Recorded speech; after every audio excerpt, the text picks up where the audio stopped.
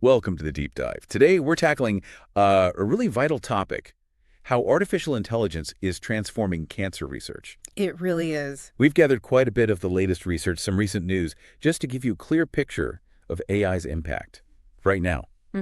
Our mission, basically, is to understand the most significant ways AI is making a difference in this fight. Absolutely. And we're not just talking future dreams here. This is happening now. AI is actively changing how we approach cancer detection, treatment, the whole thing. Okay, so let's start there with early detection and diagnosis. That seems like a major area. Huge. One of the most promising applications, really. We're seeing AI getting incredibly good at analyzing medical images, right? Like CT scans, mammograms. Exactly. And it's not just about doing it faster. The AI models, trained on these massive data sets, they can spot really subtle patterns. Sometimes they're even finding things that might be missed, matching or even exceeding human radiologists in some tasks. Wow. Is there a specific example that stands out? Well, yeah, you might have heard about Google Health's AI for breast cancer detection. The initial studies showed, pretty remarkable accuracy. I think I remember seeing that. And now those systems are being tested globally. So it really hints at a future where screening could be, well, more precise and hopefully more accessible everywhere. And it's not just about those traditional scans, is it? I read about liquid biopsies too. Yes. That's another really exciting frontier. Using AI to analyze blood tests, these liquid biopsies, to potentially detect tiny traces of cancer DNA very, very early. Imagine catching cancer at stage 0 or 1 just from a blood draw. That's transformative. It fundamentally shifts the odds for the patient. But AI's role doesn't stop at detection. It goes deep into drug discovery, too. Right. Developing new drugs is notoriously slow and expensive. How's AI changing that? Well, instead of years of trial and error in the lab, AI algorithms can simulate how potential drug compounds might interact with cancer cells or specific proteins. He models the biology. Kind of, yeah. It predicts potential effectiveness or even toxicity before you even get to a physical trial. This speeds things up dramatically and, cuts down costs. There are platforms like in silico medicine, Benevolent AI. They're actively using this. I saw something about generative AI, like AlphaFold. That sounds like sci-fi. It does, but it's very real. AlphaFold predicts protein structures with incredible accuracy.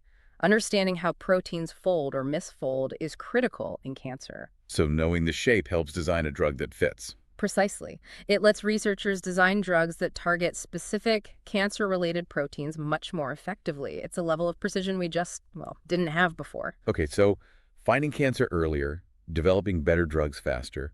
What about actually treating the patient sitting in front of the doctor? Yeah, personalized treatment. That's the next big piece. AI is proving invaluable here. How so? By analyzing a patient's specific genomic data, their tumor's genetic fingerprint, basically, AI can help predict which therapies are most likely to actually work for that specific person's cancer. Ah, precision oncology. Exactly. We're seeing this make a real difference in melanoma, certain lung cancers, leukemias, matching the drug to the mutation. And companies like Tempus, Foundation Medicine, they're using AI to sift through genetic data and match patients to clinical trials too, aren't they? They are, which is crucial for giving patients access to potentially life-saving, cutting-edge treatments they might not otherwise find. It feels like it's bringing lab insights directly to the clinic faster. And even in the clinic, there are AI systems being developed that can provide sort of real-time treatment recommendations to oncologists. They draw on vast amounts of anonymized patient outcome data. Like having the experience of thousands of previous cases instantly available. Something like that, yeah. Helping doctors make more informed decisions. What about after treatment? Monitoring for recurrence. Another key area, digital pathology, where AI analyzes tissue slides, can pick up on tiny, subtle changes that might indicate cancer is coming back, maybe even before it's visible elsewhere. That's incredible detail. And there are even trials using wearable AI biosensors. Imagine a smartwatch or patch that continuously monitors survivors for the earliest biochemical signs of relapse or even treatment side effects. A personal early warning system. That would be a huge peace of mind for survivors. Okay, let's touch on some very recent things. Our sources mentioned a few highlights just from this year, 2025. Yeah, some exciting stuff. The Mayo Clinic, back in April, announced an AI tool they developed specifically for earlier detection of pancreatic cancer, which is notoriously hard to catch early. That could be huge. pancreatic cancer is so deadly largely because it's found late. Exactly. And there's also a big collaboration between MIT and Roche.